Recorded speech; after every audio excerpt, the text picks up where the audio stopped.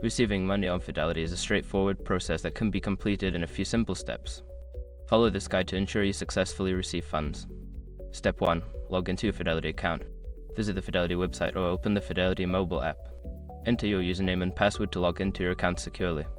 Step 2. Navigate to the Transfers section. Once logged in, locate the Transfers option on the main menu. Click on it to access the transfer options available for your account. Step 3. Select the type of transfer.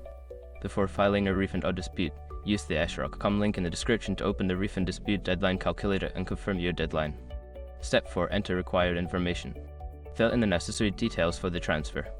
This may include the amount you are receiving, the source of the funds, and any additional information required for processing. Double-check all entries for accuracy. Step 5. Confirm and submit. Review the information you have entered to ensure everything is correct. Once confirmed, submit the transfer request. You should receive a confirmation notification once the transfer is successfully initiated.